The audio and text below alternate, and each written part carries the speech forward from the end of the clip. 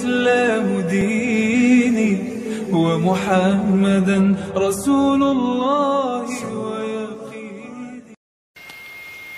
Bertambah 1 tahun, berlalu 1 tahun, berarti akan melangkah lebih dekat kepada kematian.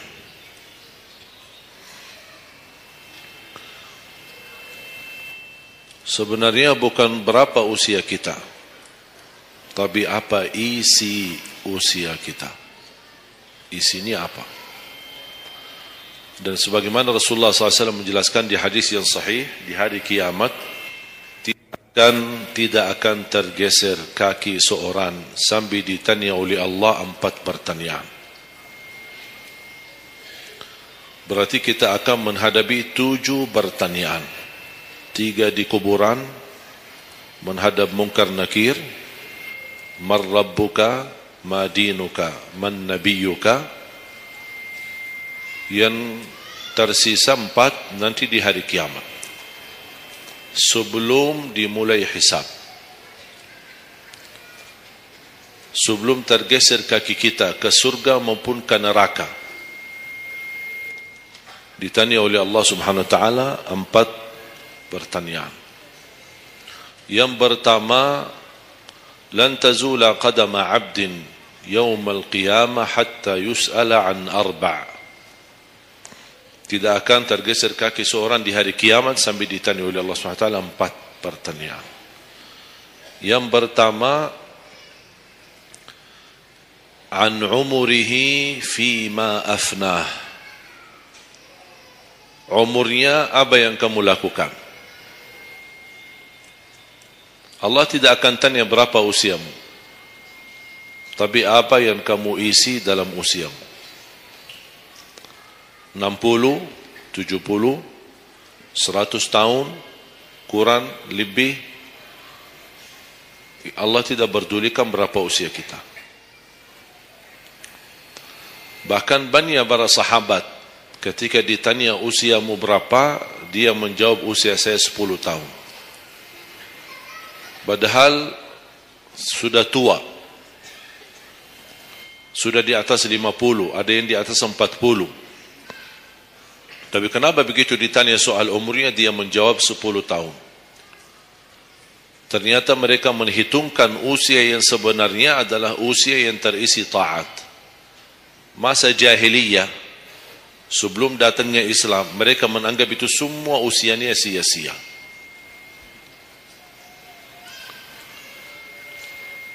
Berarti kalau ada orang muslim tidak salat sama sekali sampai usia 50 tahun, semua usianya sia-sia. Karena tidak ada ibadah satupun yang diterima kalau tidak pernah salat. Biarpun dia haji setiap tahun, puasa setiap Ramadan, dia bersedekah berinfak setiap hari, tapi tidak pernah salat 5 waktu sama sekali, sia-sia amalannya. Karena pertama yang akan dihisab oleh Allah salatnya. Kalau salat itu beres, baru akan ditanya yang lain. Kalau salatnya tidak ada, Allah tidak perlu bertanya yang lain. Makanya saya selalu berkata, khususnya para pemuda-pemudi, seberapapun dosamu, jangan tinggalkan salat. Sebesar apapun dosamu, jangan tinggalkan salat. Karena salat itu ibadah yang langsung menyambungkan kita sama Allah. Tali hubungan kita sama Allah. Kalau tali hubungan kita sama Allah terputus, tidak ada tali yang bisa sambung lagi. Dan selama anda menjaga salat, berarti masih ada harapan masuk dalam golongan yang akan diampuni Allah. Ada ampunan, ada harapan ampunan. Tapi kalau tidak salat, terus bagaimana Allah ampuni kalau tidak mau bertaubat? Banyak orang berkata, saya malu. Atau dia merasa ada bisikan di hatinya. Buat apa lo salat? Ngapain? Perilaku kamu aja tidak benar. Sama orang tua aja tidak benar. Dosamu tidak pernah henti-henti.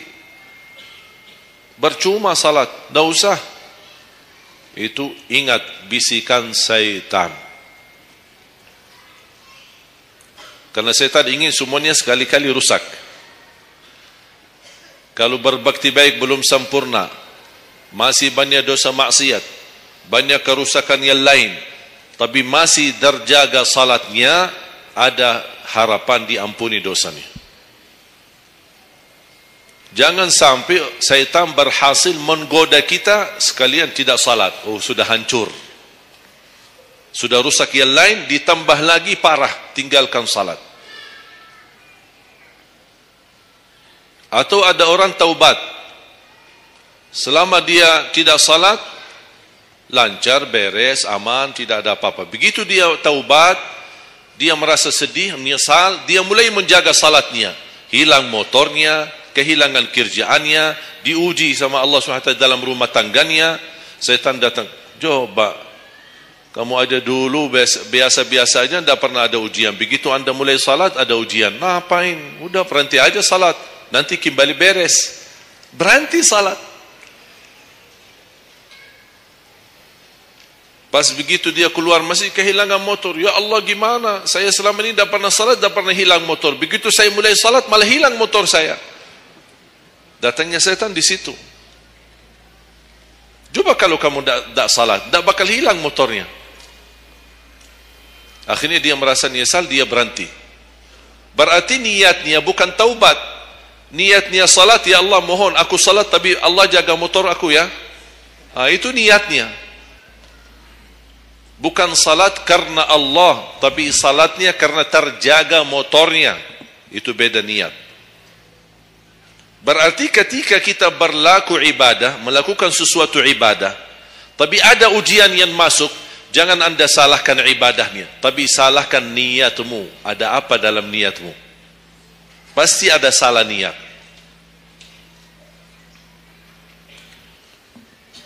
Dan itu inti daripada umur kita. Allah berikan 60 tahun. Kemarin saya hitungkan, kalau standar umur umatku kata Rasulullah kan 60 sampai 70. Itu kira-kira kurang lebih. Ada yang lebih tua, lebih panjang usianya, ada yang lebih muda. Tapi standar kata Rasulullah SAW, a'maru ummati baina 60 wa 70. Standar umur umatku antara 60 sampai 70. Ada yang melebihi dari itu, tapi sedikit sekali dibanding yang lebih muda. Saya kemarin hitungkan 60. Apa yang kita lakukan di dalam usia 60 tahun. Dari lahir sampai balik. Sampai tahun berapa? 15? Kita sepakat 15? 15 tahun. Berarti sebelum balik belum taklif. Sebelum balik belum taklif. Haji boleh tapi tidak wajib. Karena syarat haji harus balik. Syaratnya harus balik. Walaupun diperintahkan, dibiasakan untuk melaksanakan salat. Tapi anggaplah bedun taklif, belum ada taklif, belum ada kewajiban, berarti 15 tahun itu sia-sia. Dipotonglah dari 60. Berapa sisa? 45. Tidur sehari berapa jam? 8? Boleh kita sepakati angka 8? Ya, kita bicara standar. Katanya menurut kesehatan, tidur yang normal dan pas dan cukup adalah 8 jam. Anggaplah 8 jam tidur. Ada yang tidur 12 jam. Ada yang tidur bangun, salat tidur bangun, salat tidur bangun. Kalau hari libur, dia tidur, tidak capek tidurnya. Begitu bangun, ya Allah begal badan saya, tidur lagi.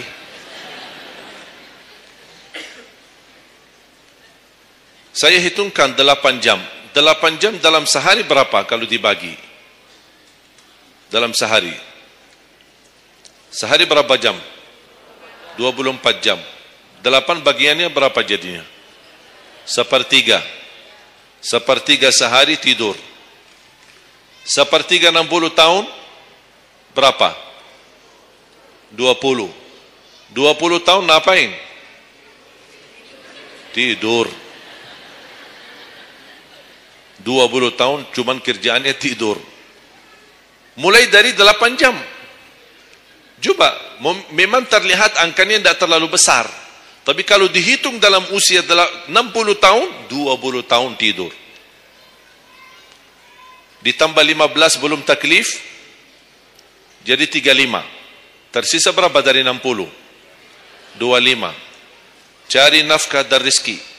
Kerjaan, standar kerja, jam kerja berapa jam? 8. Berarti 60 tahun berapa jam? Berapa tahun kita kerja? 20 tahun. 20 tahun cari menjadi kaya. Tapi 20 tahun masih stres. Tak jadi kaya-kaya. Masih bermasalah.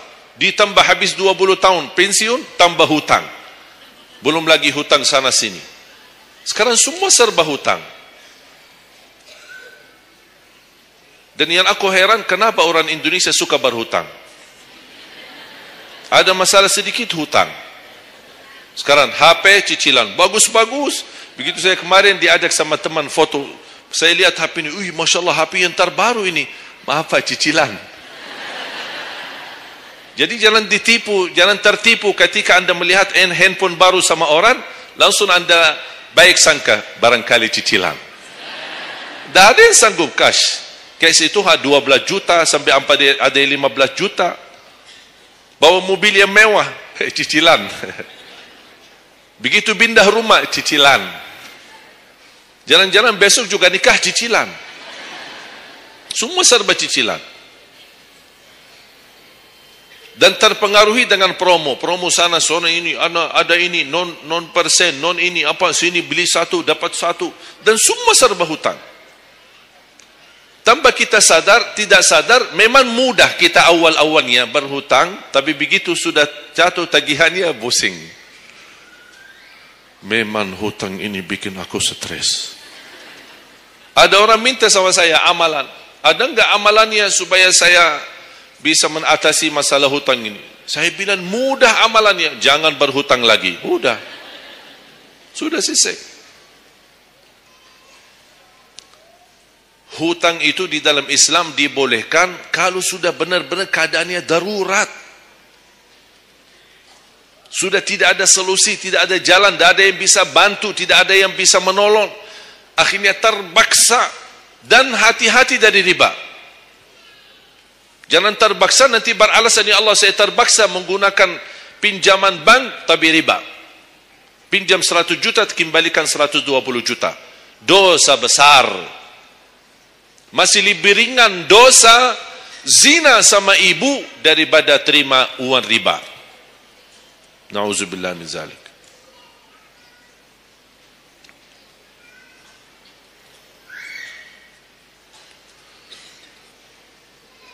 Dua 20 tahun cari kerja.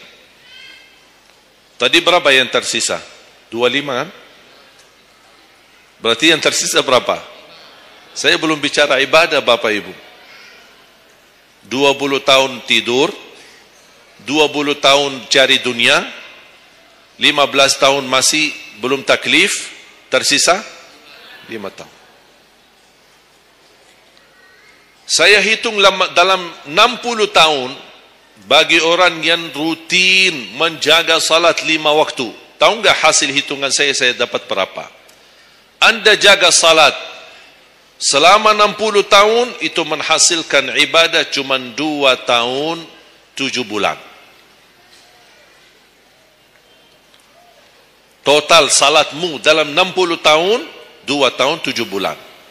Karena salat 5 waktu berapa? Tidak sampai 1 jam. Tidak sampai 1 jam. Saya bicara yang wajib. Bagaimana saya hitung kalau ada orang yang tidak salat sama sekali? Na'udzubillah, sudah habis sia-sia umurnya kalau tidak salat sama sekali. Makanya kembali lagi jemaah sekalian, umur bukan berapa usianya, tapi apa isinya. Maka Rasulullah SAW bersabda, ni'mal abdu salih man tala umur wa hasun amalu. Sebaik-baik hamba yang salih, yang panjang usianya, tapi baik amalannya. Baik amalannya. Bulan Sya'ban ini sekarang tersisa kurang lebih 14 atau 16 hari. Rasulullah SAW punya kebiasaan puasa Sya'ban full. Sampai kata Siti Aisyah, tidak pernah aku melihat Rasulullah puasa 1 bulan penuh selain bulan Ramadan sebagaimana di bulan Sya'ban. Penuh ni Rasulullah SAW. Bukan nisfu. Setiap datangnya Sya'ban ditanya nisfunya. Mana nisfu Sya'ban? Nisfu. Full Sya'ban. Puasa aja. Di awal boleh, di tengahan boleh, di akhir boleh. Yang tidak boleh, yang tidak pernah puasa Sya'ban, pas begitu berakhir, mau mendekati Ramadan, seminggu terakhir atau 10 hari terakhir, itu ada sebagian ulama berkata makruh. Kalau sudah 2 hari terakhir bulan Sya'ban, Anda tidak pernah ada puasa sebelumnya, itu dianggap oleh ulama haram. Apalagi kalau sudah jatuhnya di hari keraguan, hari ragu-ragu. Kemungkinan ini bisa hari terakhir, kemungkinan bisa masuk Ramadan, isbat Ramadan. Termasuk ibu-ibu dan jamaah sekalian yang masih punya hutang, segera lunasi hutangnya. Jangan begitu sudah mendekat puasa, Anda punya hutang 7 hari, tersisa bulan Ramadan 5 hari. Syekh, apa? Aku punya hutang 7 hari, sedangkan yang tersisa bulan Ramadan itu tinggal 5 hari lagi mau masuk Ramadan. Aduh, 1 tahun tidak pernah tanya. Begitu sudah mepet baru cari jawabannya. Itu karena hukuman nanti. Tetap diganti puasa yang dari tahun yang lalu. Tetap bayar hutangnya dan kena denda setiap hari kena fidyah. Jadi seandainya Anda masih punya hutang dan masuk Ramadan, Anda belum lunasi, tetap hutang itu terbawa nanti. Pas habis Ramadan, Anda punya kewajiban bayar hutang. Tapi karena Anda tunda, mundurkan sampai masuk Ramadan, Anda punya kena denda. Ditambah lagi, bukan hanya bayar dengan puasa ganti puasa, tapi ada lagi namanya fidyah. 1 hari 1 orang miskin. Diberikan kecukupan makanan. Makanya kembali lagi, yang punya hutang segera lunasi hutangnya. Jangan sia-siakan umurmu.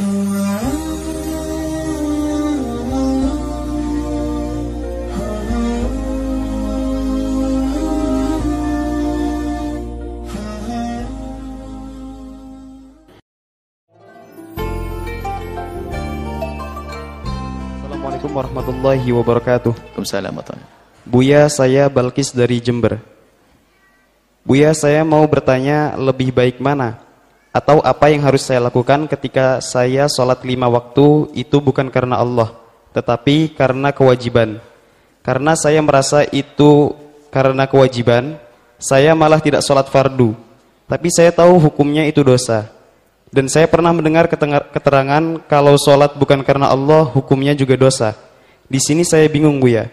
Apa yang harus saya lakukan? Akankah saya harus tetap sholat, melaksanakan sholat meskipun kadang ada niat terbesit di hati melakukannya karena kewajiban? Atau lebih baik saya tidak sholat sampai benar-benar menata diri agar ketika saya sholat itu karena Allah? Mohon pencerahannya, Buya. Terima kasih. Wassalamualaikum warahmatullahi wabarakatuh. Waalaikumsalam. Ikhlas adalah untuk ikhlas adanya di dalam hati. Tapi yang ikhlas itu untuk menyifati amal zahir. Misalnya Anda berderma karena hati Anda karena Allah, maka sedekah Anda sedekah yang ikhlas. Ikhlas memang urusan hati. Tapi urusan hati berkenaan dengan amal zahir. Jadi amal zahir baru dikatakan ikhlas karena hatinya ikhlas. Jadi amal zahir yang disifati ikhlas. Ganteng itu sifatnya apa sih? Laki. Ganteng sifatnya laki-laki. Baik. Jika Anda seorang wanita ingin menikah dengan orang ganteng, berarti harus laki. Ada saya menikah dengan kebun yang atau ada kambing ganteng? Tidak tahulah kalau menurut Anda. Jadi sebut laki-lakinya dulu baru disifati ganteng. Wanita baru disifati cantik atau tidak cantik. Ada amal dulu baru disifati ikhlas. Ngomong ikhlas nggak ada amal, mana bicara ikhlas? Nggak sholat, bicara ikhlas sholat salah, ikhlas enggak ya? Yang ini tidak sholat dibahas ya. Oh enggak sedekah, aku bilang ikhlas enggak sedekah saya. Ente sedekah dulu baru ngomong ikhlas atau enggak ikhlas nanti. Jadi beramallah, baru nanti belajar ikhlas. Tadi adalah menjalankan sholat karena Allah, itulah ikhlas. Tapi kalau karena kewajiban masih lumayan lah. Kewajiban itu kewajiban dari Allah juga, ikhlas. Hanya mungkin yang dimaksud dia itu adalah antara karena Allah dan bukan karena Allah. Anggap saja langsung riak deh. Sholat karena orang. Kalau sholat karena kewajiban masih sah loh ya. Saya menjalankan sholat karena ini adalah kewajiban. Karena kewajiban maka saya laksanakan. Kewajiban dari siapa? Dari Allah, sah-sah saja. Mungkin saya buat pertanyaannya ekstrim sekali supaya nyambung dengan uraian penanya tadi. Saya sholat bersedekah karena Allah sama bersedekah karena riak. Kalau saya sedekah itu senang disanjung sama orang. Berarti bahkan pamer saya. Nah, kalau saya sedekah pamer kan dosa. Setan membisik, mending nggak usah sedekah biar nggak dosa, kan begitu. Oh, ini bahayanya salah faham. Bukan begitu. Ikhlas itu menjadikan amalmu diterima oleh Allah. Maka agar amalmu disifati ikhlas, maka wujudkan dulu. Sholatlah engkau, baru nanti akan belajar ikhlas. Biarpun sholat Anda belum ikhlas, nggak apa-apa. Belajar ikhlas, wong kita namanya belajar kok. Belajar ikhlas, terus belajar. Dan ketahuilah, kita belajar ikhlas itu sudah dinilai ikhlas. Sudah belajar dalam sedekah dia ingin menyembunyikan, ujung-ujungnya ketahuan juga, seneng lagi. Berusaha, Allah sudah memberikan pahala. Sholat pengen khusyuk, tak taunya masih ngelantur. Allah tahu niatmu. Dia pengen ikhlas karena Allah, ternyata belum benar-benar ikhlas. Allah maha tahu, makanya usahalah. Jangan sampai malah meninggalkan, bahaya. Anda tetap sholat, jangan gara-gara urusan begitu lalu nggak sholat. Kenapa? Wong sholat saya belum karena Allah, kan tambah dosa, mending nggak usah sholat. Lebih gede lagi sholat, dosanya meninggalkan sholat. Dosa meninggalkan sholat gede, jangan besar. Jadi tetap Anda melakukan ibadah biarpun masih dalam keadaan riya. Kemudian setelah Anda sadar kalau Anda punya ibadah dalam keadaan riya, itu baru benar. Anda sadar dulu dong. Baru setelah itu Anda benahi riya Anda. Yang repot orang riya nggak sadar. Nah itu yang repot. Anda masih sadar. Anda beribadah karena riya. Lumayan, tinggal nanti tata. Dibesarkan keyakinan, dikuatkan keyakinan akan pahala Allah, akan kenikmatan yang dijanjikan terus. Maka di saat beribadah nanti perlahan demi perlahan akan semakin khusyuk. Ingat, maka sampai dikatakan para ulama, tarkul amali li ajrin nasi riyaun. Kalau ada orang takut berbuat baik karena riya, yaitu hakikat riya. Wal amalu li ajrin nasi syirkun. Kalau orang berbuat baik karena manusia, itu syirik. Jadi riya bisa didefinisikan adalah jika Anda takut sedekah, jika Anda tidak sedekah. Kenapa kamu tidak sedekah? Takut dibilang riya. Nah, itu sudah riya, sudah. Lakukanlah, sudah selesai. Lakukanlah sambil belajar. Dan ingat, belajar itu sendiri sudah dinilai oleh Allah, sudah sampai. Allah tuh maha kasih. Dia berusaha. Itu sudah dinilai. Biarpun masih saja kebobolan, riya. Tapi nyesel, astagfirullah ya Allah, kok riya. Disanjung orang kok senang banget. Tadi pun saya tiba-tiba ngomong, iya kemarin saya sedekah 5 juta, kok gak ngomong, astagfirullah. Dia nyesel, Allah maha tahu itu. Ya, jadi itu. Jangan berhenti amal, akan tapi perangilah sifat kotor itu. Maka memerangi itu sendiri adalah jihad dan ada pahalanya. Biarpun belum sampai, sudah ada pahalanya. Wallahu a'lam bishawab.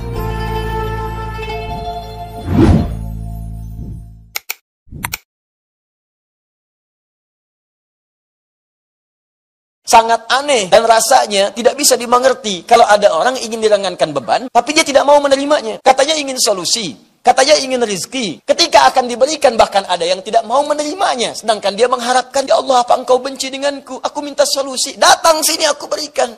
Malas Maka kalimatnya akan berubah. Sungguh orang yang punya iman itu akan tahu baginya jelas waktu sholat. Kalimat singkatnya, orang beriman itu akan kenal, tahu, hafal waktu sholat. Dan telah kita uraikan di pertemuan yang lalu bahwa nama Al-Fatihah bukan sekedar nama yang kemudian diberikan untuk memberikan isyarat bahwa surah ini adalah sebagai pembuka dalam mushaf Al-Quran dari urutan surah 114 surah itu, juga bukan sekedar surah pertama yang dibacakan dalam salat ketika kita bertakbir dan membaca iftitah, kemudian membaca surah dalam Al-Quran, tapi juga dinamakan Al-Fatihah. Al-nya juga bermakna istighraq, yaitu mencakup makna-makna istimewa yang sangat luas, komprehensif, dan holistik. Banyak makna keistimewaannya. Bisa berarti asy-syifa, surah yang mengandung unsur pengobatan yang kesembuhannya langsung diberikan oleh Allah Subhanahu wa taala. Maka ketika diberikan nama asy-syifa, bukan sekedar kita ketahui, tapi fungsinya kita terapkan dalam kehidupan saat Allah ujikan sakit kepada diri kita. Maka bacakanlah surah ini seperti Nabi mengajarkan, seperti sahabat mempraktikkan dengan penuh keyakinan dan keimanan kepada Allah Subhanahu wa taala. Maka penyakit yang sulit pun dicontohkan langsung di masa Nabi, itu bisa sembuh dengan izin Allah Subhanahu wa taala. Surah ini juga disebut dengan surah As-Salah atau surah Alhamdu, karena dengan bacaan surah ini dibenarkan salat seseorang, bahkan menjadi rahasia dalam salat ketika membaca surah ini. Seperti kita terangkan di pertemuan lalu, rahasia salat, rahasia Al-Fatihah, kenapa disebut dengan surah As-Salah, bahkan disebut dengan surah Alhamdu. Bukan sekedar surah ini dibacakan dalam salat saat kita berdiri, tapi ada rahasia yang tercantum dalam hadis qudsi ketika Allah menyampaikan, qasamtus shalah baini wa baina 'abdi 'ala nisfain wa li 'abdi ma sa'al. Aku telah bagi salat menjadi dua bagian, antara aku dengan hambaku masing-masing punya hak dan kewajiban. Kalau hambaku benar menunaikan kewajibannya, maka apapun yang dia minta saat salat itu aku akan kabulkan. Jadi fungsi salat itu bukan sekedar ibadah yang ditunaikan, tapi di situ ada janji Allah untuk mengabulkan doa-doa yang disampaikan. Karena itu dalam kitab-kitab fiqih, baik yang klasik, ya, klasik salafan dan kontemporer khalafan, yang dulu dan yang sekarang, as-salatu tu'na biha ad-du'a. Salat itu dipahami juga dengan doa. Jadi kalau Anda baca kitab-kitab fiqih, maka kalimat pertamanya as-salat fil lughati ad-du'a. Salat menurut bahasa maknanya doa. Kenapa disebut dengan doa? Karena semua bacaan-bacaan dalam salat itu isyarat dan isinya menunjuk kepada doa. Takbir sudah doa, iftitah doa. Ternyata Al-Fatihah pun doa, sampai kita mau salam isinya doa. Jadi kalau Anda banyak berdoa dalam salat, coba cek berapa banyak bagian yang dikabulkan. Nah, saat kita berdiri di Al-Fatihah itu ada hadis qudsi khusus akan mengabulkan apa yang kita minta jika benar bacaan Al-Fatihah kita. Dari mana taunya? Dari hadis qudsi yang kita bacakan di pertemuan lalu.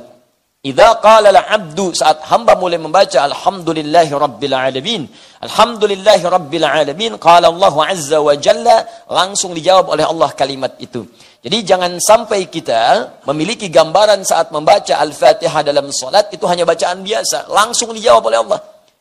Karena itu amanat Nabi disebutkan dalam salah satu hadisnya, dirangkum oleh Al-Imam Muslim dalam kitabnya Sahih Muslim jilid yang pertama nomor hadis yang ke-8, dan dikutip oleh Al-Imam An-Nawawi dalam kitabnya yang kedua Al-Arba'in An-Nawawiyah dari 42 hadis, disebutkan pada hadis nomor kedua, dan dikhususkan oleh sementara ulama dengan satu jilid khusus saking pentingnya hadis ini dengan nama hadis Jibril. Maka dalam bagian bab itu ada pernyataan tentang ihsan. Mal ihsan? Kata Nabi, al-ihsanu an ta'budallaha ka'annaka tarah, fa in lam takun tarahu fa innahu yara. Engkau beribadah menyembah Allah, an ta'budallah. Engkau beribadah menyembah Allah. Kalimat ibadah an ta'budallah ditafsirkan langsung oleh Al-Qur'an. Di antara makna ta'budallah, perintahnya bermakna u'bud, sembah Allah. Nah, kalimat sembah Allah itu ketika disebutkan dalam Al-Qur'an terkait dengan salat. Di mana ditemukannya? Quran surah ke-20 ayat ke-14. Innani anallahu la ilaha illa ana fa'budni. Saya Allah, kata Allah, tidak ada Tuhan selain Allah, sembah saya. Sembah saya. Di sini ada sifat uluhiyah untuk menuhankan Allah saja, ada sifat kita untuk menyembah Allah, ubudiyahnya hanya menyembah kepada Allah saja, bukan kepada yang lainnya. Fa'budni, kata Allah, sembah saya. Bagaimana menyembah Allah itu? Wa aqimis salata li dzikri. Fa'budni wa aqimis salat. Sembah saya, dan cara menyembah saya lakukan lewat salat. Ketika Allah mengatakan sembah saya lewat salat, anta'budallaha, engkau menyembah Allah. Kapan? Lewat salat. Karena itu dalam salat kita menyembah Allah dengan mengucapkan kami menyembahmu ya Allah. Dalam bahasa Arab kami menyembah na'bud. Hanya kepadamu iyyaka. Maka kita katakan iyyaka na'bud. Ya Allah, sekarang kami sedang menyembahmu. Apa yang terjadi ketika menyebutkan kalimat tadi? Perhatikan kata Nabi, rasakan kita sedang didengar oleh Allah. Kita diawasi. Walaupun kita tak mampu melihatnya, rasakan engkau sedang diawasi oleh Allah Subhanahu wa taala. Wa idza qala al-'abdu ar-rahman ar-rahim, jika hamba berkata ar-rahman ar-rahim, qala Allah azza wa jalla, Allah langsung menjawab, hamadan athna alayya 'abdi. Hambaku sedang menyanjungku. Wa idza qala al-'abdu maliki yaumiddin, jika hamba berkata maliki yaumiddin, qala Allah azza wa jalla, Allah menjawab majjadani 'abdi, hambaku sedang mengagungkanku. Wa idza qala al-'abdu iyyaka na'bud, iyyaka na'bud, jika hambaku berkata ya Allah sekarang kami menyembahmu saja, sekarang kami salat dan kami buktikan kau Tuhan, kami hamba, karena itu kami menyembahmu sekarang. Wa iyyaka nasta'in, dan ya Allah kami hamba butuh pertolongan, kami punya masalah, butuh solusi, hanya kepadamu kami minta, karena engkau satu-satunya Tuhan kami ya Rabb. Maka apa yang terjadi dalam bacaan itu? Qala Allah azza wa jalla, langsung dijawab oleh Allah Subhanahu wa taala, hadza baini wa baina 'abdi, inilah yang aku maksudkan perjanjian antara aku dengan hambaku. Wali 'abdi, kalau hambaku benar bacaan Al-Fatihahnya sampai di sini, dari awal salat sampai bacaan ini, masa'ala, apapun yang dia minta sekarang aku akan kabulkan. Apapun yang dia minta saat ini aku akan berikan.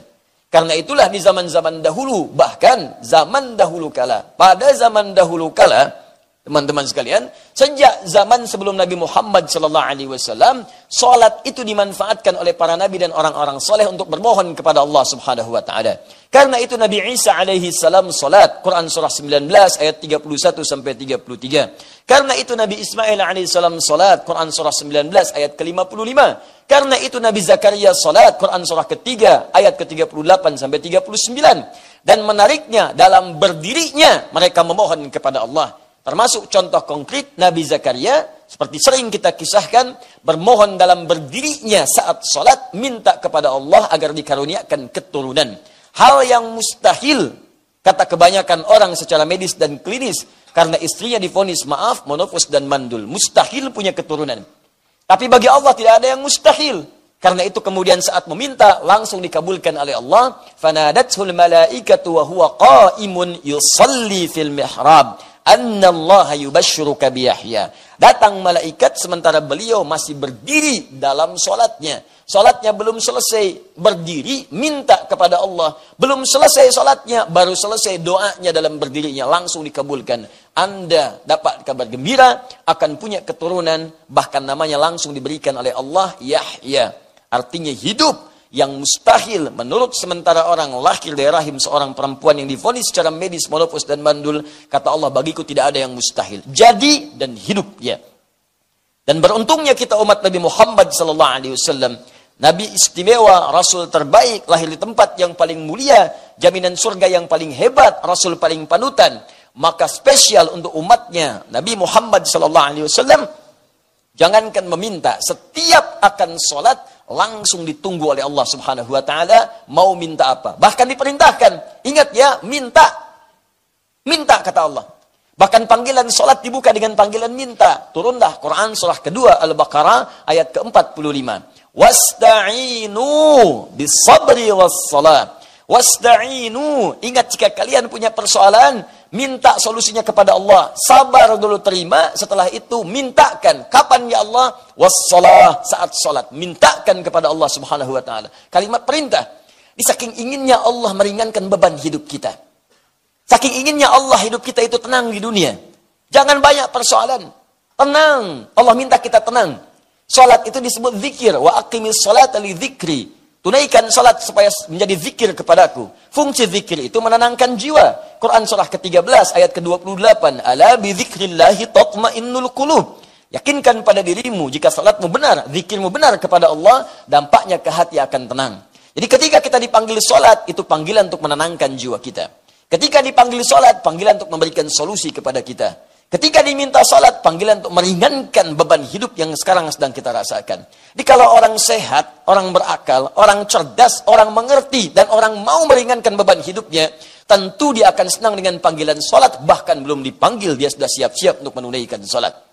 Karena itu sangat paradoks, berlawanan, sangat aneh.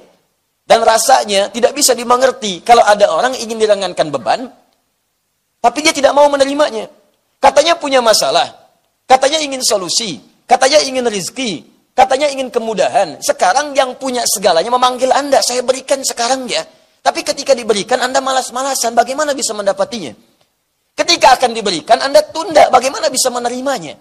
Ketika akan diberikan bahkan ada yang tidak mau menerimanya, sedangkan dia mengharapkannya. Ya Allah, apa engkau benci denganku? Aku minta solusi. Datang sini aku berikan. Malas ah. Ya bagaimana bisa didapatkan? Itulah sebabnya panggilan sholat dibuka dengan kalimat wasta'inu, siapkan apa permohonanmu. Bahkan bagi orang-orang yang masih ragu, dipanggil imannya. Apa masih punya iman dalam jiwa, Bu? Maka dimunculkan di ayat 153 panggilan imannya. Ya ayyuhalladzina amanu. Hei semua orang yang masih punya iman. Apakah imannya lemah? Ataukah imannya standar? Imannya kuat? Dipanggil dengan ya.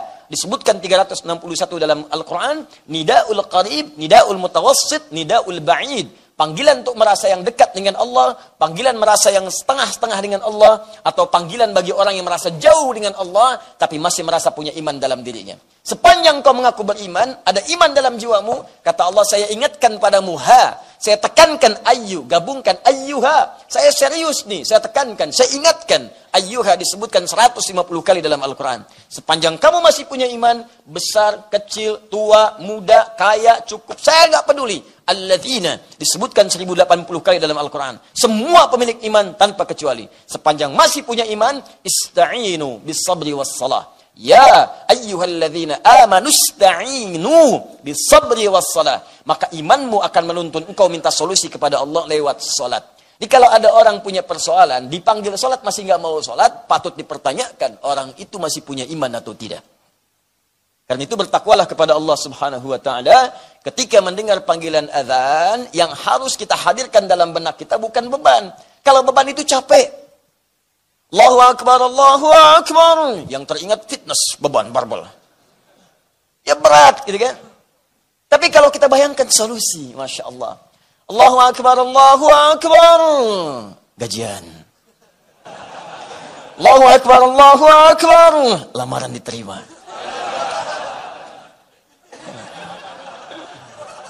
Allahu Akbar, Allahu Akbar.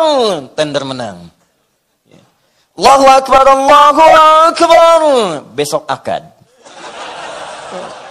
Masya Allah. Malam lamaran, subuh akad. Kalau semuanya begitu enak. Dan semua hal yang disebutkan tadi namanya falah. Falah, kemenangan, kedamaian, kebahagiaan, ketentraman, kejayaan, falah. Hayya 'alas shalah. Kenapa salat? Hayya 'alal falah. Ayo dapat. Jadi kalau yang kebayang semua itu demikian, itu enak. Di salat itu bukan beban. Nikmat gitu. Jadi baru mendengar suara itu langsung bangun. Ya Allah, solusi ini datang. Ya Allah, ini yang aku butuhkan. Ya Allah, aku tunggu-tunggu dari subuh tadi. Sekarang rupanya tiba. Ya Allah, aku tunggu-tunggu dari malam tadi, ya Allah. Tapi kenapa aku nggak dengar azan, ya Allah? Ketiduran rupanya. Nah, jadi kalau sudah seperti itu, orang-orang beriman itu akan menghafalkan waktu sholat. Hafal dia waktu sholat supaya merencanakan besok mau minta apa, nanti mau minta apa. Hafal. Makanya ciri orang beriman ketika disebutkan di Quran surah keempat An-Nisa ayat 103. Itu bukan sekedar dia senang sholat dan pasca sholat dia mengingat Allah, tapi dia juga mengetahui waktu-waktu sholat. فَإِذَا قَضَيْتُمُ الصَّلَاةَ فَاذْكُرُوا اللَّهَ. Maka jika engkau telah selesai menunaikan sholat, segera bergegas zikir kepada Allah. Ingat Allah, ingat Allah. Itu ciri keberhasilan sholat kita. Qiyaman wa qu'udan wa 'ala junubikum. Baik Anda dalam keadaan berdiri, sedang buru-buru, jangan menghilangkan zikir. Assalamualaikum warahmatullah. Assalamualaikum warahmatullah. Buru-buru, taksinya sudah menunggu sambil keluar astaghfirullah, astaghfirullah, astaghfirullah. Allahumma antas salam wa minkas salam tabarakta ya dzal jalali wal ikram. Mau kemana Pak? La ilaha illallah wahdahu la syarika lah. Lahul mulku wal hamdu wa ala kulli syai'in qadir. Masuk. Kuningan Pak. Jalan. Enak gitu. Ada kesempatan duduk, tunggu sampai syuruk, tunaikan salat. Tak ada kesempatan sulit di rumah sakit, tidak ada masalah. Rumah sehat, tidak ada persoalan. Sambil berbaring, zikir. Wa 'ala junubikum. Fa idza tuma'nantum fa aqimus shalah. hati tenang, suasana nyaman, tunaikan sholat dengan enak. Inna salata kanat 'alal mu'minina kitaban mawquta. Sungguh sholat itu bagi orang-orang yang punya iman, waktunya jelas ditentukan. Demikian terjemahan di mushaf. Tapi kalau Anda baca dengan ilmunya balaghah, maka kalimatnya akan berubah. Sungguh orang yang punya iman itu akan tahu baginya jelas waktu sholat. Kalimat singkatnya, orang beriman itu akan kenal, tahu, hafal waktu sholat. سبيل الدموع سبيل مريح تنهدى يا صاحي كي تستريح وبث. Yang pertama, akidahnya mesti kuat. Setelah akidahnya baik, yang kedua ibadah dulu. Akidah dulu. Tidak ada guna ibadah. Ibadah itu nanti setelah akidah kuat kokoh, barulah ibadah. Apa ibadah yang pertama? Ibadah yang paling pertama ditanya di padang mahsyar nanti adalah sholat. Apa pula sholat? Ibadah yang pertama nanti ditanya adalah sholat. Bu, kalau anaknya umur 7 tahun suruh, umur 10 pukul, suruh 7 pukul 10, suruh 7 pukul 10, suruh 7 pukul 10. Apa kata ibu-ibu? Ustadz, menyuruh anaknya senang, menyuruh bapaknya payah. Ternyata laki tak walaupun hidup 1000 tahun, kalau tak sembahyang, apa gunanya? Walaupun hidup 1000 tahun, kalau tak sembahyang, apa gunanya? Maka sholatlah anakku, adik-adikku. Beda perempuan sama laki-laki. Kalau perempuan sholat di rumah, laki-laki sholat di masjid. Laki-laki yang soleh sholatnya di masjid. Kalau ada laki-laki sholat di rumah, laki-laki solehah.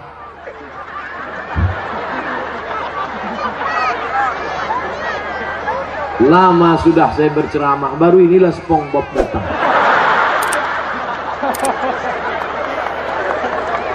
Sekarang ada aliran yang merusak akidah, namanya Islam ubur-ubur.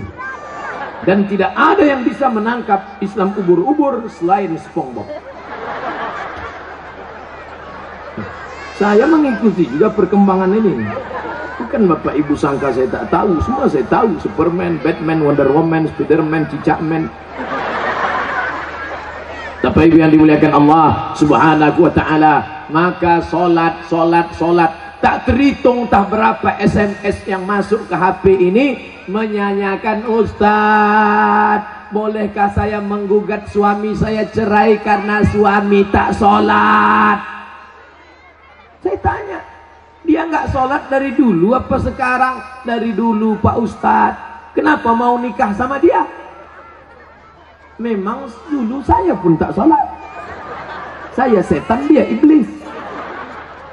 Oh, patutlah berjodoh. Tapi sejak mendengar ceramah Ustadz, akhirnya saya sekarang taubat. Suami belum juga sholat. Kita doakan suami yang belum sholat, mudah-mudahan dapat hidayah. Ya Allah, kirimkanlah hidayahmu kepada suami-suami yang belum sholat, ya Allah. Kalau tak juga dia berhenti sholat, matikan dia, ya Allah. Jangan diaminkan. Nanti ibu balik mati dia. Jadi jelo. Jandong mudong. Bapak Ibu yang dimuliakan Allah Subhanahu wa ta'ala. Oleh sebab itu maka mudah-mudahan yang gadis-gadis yang cantik-cantik dapat kalian nanti pemuda yang soleh-soleh, yang sholat-sholat. Yang bilang amin itu yang belum nikah. Yang udah nikah pula. Fit and proper test pertama. Kalau ada anak lajang mau meminang anak gadis, yang pertama ditengok sholat. Pak Haji, saya ada minat mau meminang anak bapak. Datang maghrib. Kenapa datang maghrib Pak Haji? Jangan saya tanya. Kalau mau datang maghrib.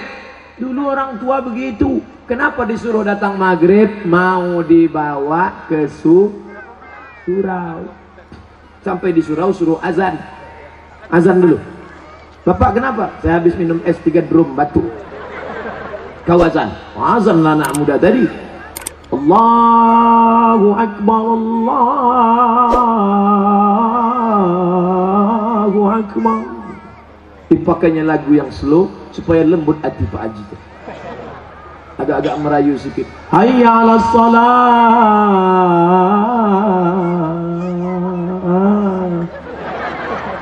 Padahal kalau dia azan dekat rumahnya lagu keras. Hayya 'alas shalah. Tapi khusus untuk calon mertua nih pakai lembut. Pas doa terakhir, Allahumma rabbah hadhihi da'wati wassalam. Hati Sayyidina Muhammad. Pak Haji itu pun mendengar, luluh hatiku. Yang pertama kali ditengok sholat. Pokok pangkal kehancuran sekarang karena calon mertua tak menengok sholat menantunya. Yang pertama ditengoknya apa? Besok datang ke kantor jam 12 siang. Kenapa? Mau dites bisa nyetir punya mobil apa tidak. Betul? Apa pula betul? Salah lah. Dibuka gorden, calon mertua yang perempuan menengok. Mana calon mantu kita Pak? Itu yang datang pakai kap 70, jangan terima kunci.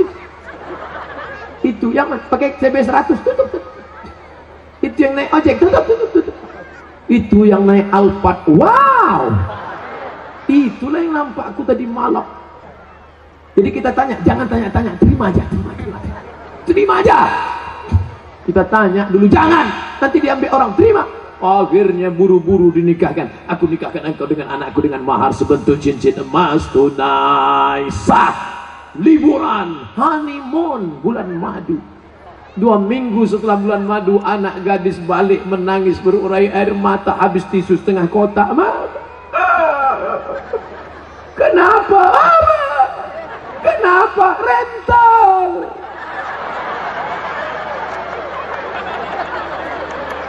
Makanya pokok pangkal yang pertama ditengok adalah sholat. Tenda ini kenapa bisa tegak berdiri kokoh? Kenapa? Karena ada tiang 1, 2, 3, 4, 5, 6, 7, 8, 9, 10 tiang dari depan ke belakang 10, 100 tiang. Tiang segala ibadah adalah sholat. Haji bolak-balik ke Makkah tapi tak sholat, tak ada guna haji. Hajinya haji mabur. Makanya tak ada perubahan. Duit banyak, sawit banyak, duit banyak, pergi haji. Heran saya nengok Pak Haji itu Pak Ustaz. Kenapa? Tak ada perubahan. Dulu sebelum berangkat haji pakai celana pendek, setelah haji tak bercelana sama sekali. Tak ada perubahan. Bangga kita melihat polisi sholat. Polisi pakai seragam sholat di masjid. Allahu Akbar. Langsung saya panggil anak muda. Tengok tuh. Polisi aja sholat. Apa ibu-ibu pun dipanggilnya anaknya. Sini nak, tengok tuh nak. Polisi sholat. Ayah kau baru hansip, dah tak sembahyang. Mohon maaf Pak hansipnya.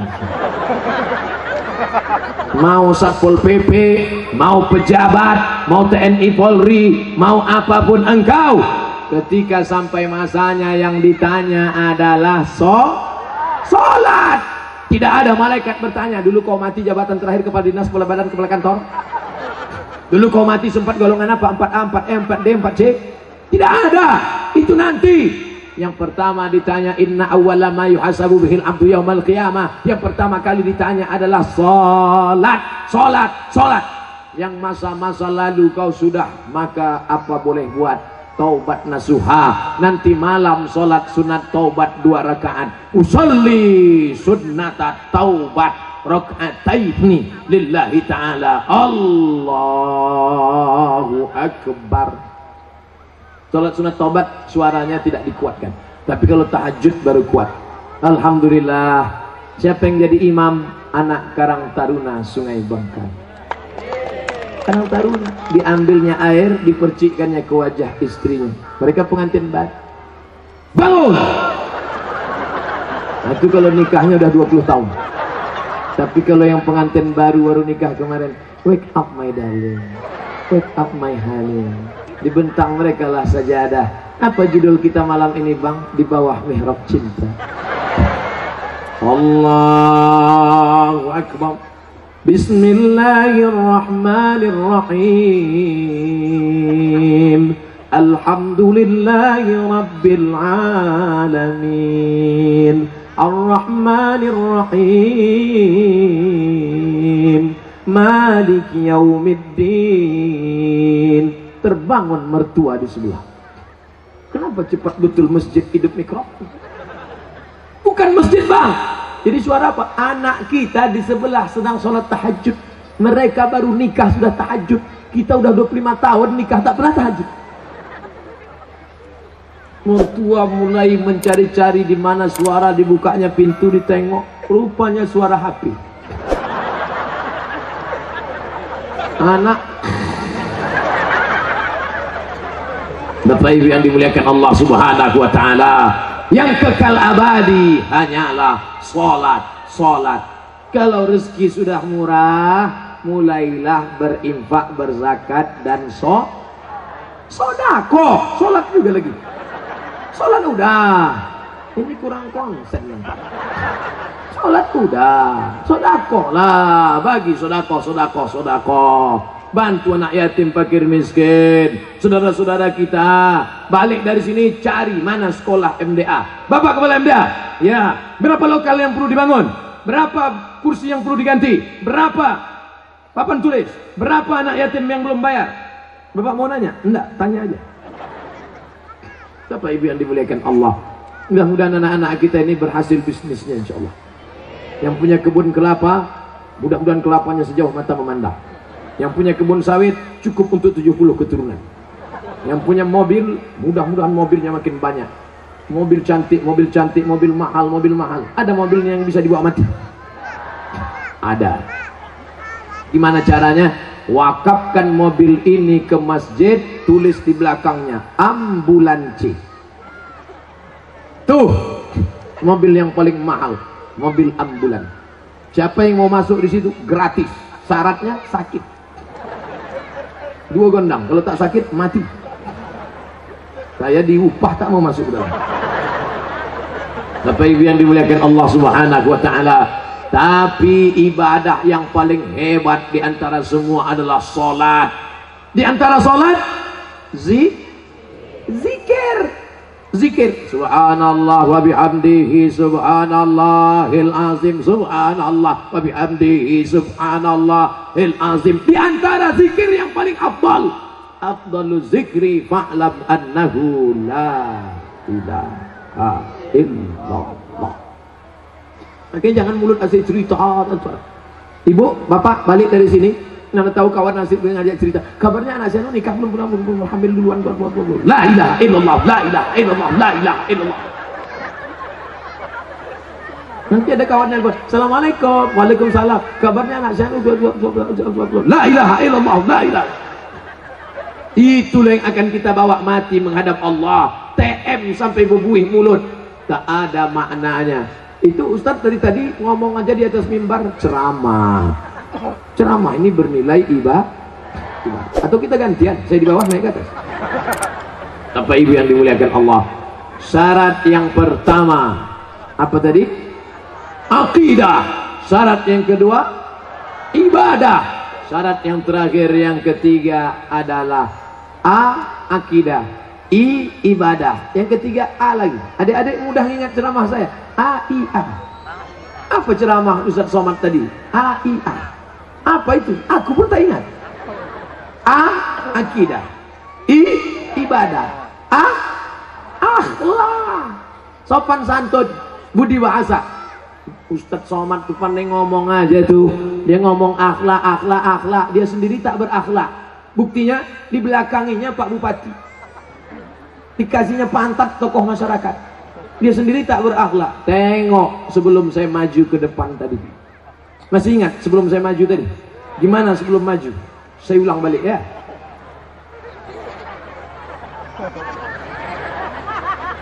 Nampak? Saya gini dulu. Ini tak pernah saya pelajari di Mesir, tak pernah saya pelajari di Maroko. Salam ini dapat dari mana? Mahabharata.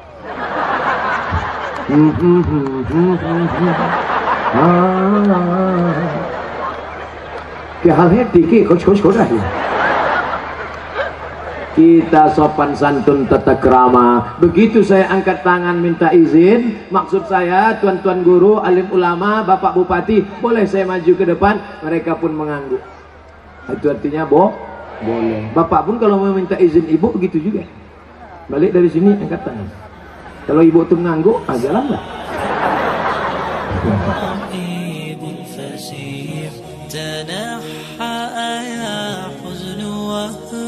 فؤادا توكل بجد بعزم فصيح فإني علمت بأنك نجوى ولبس خبيث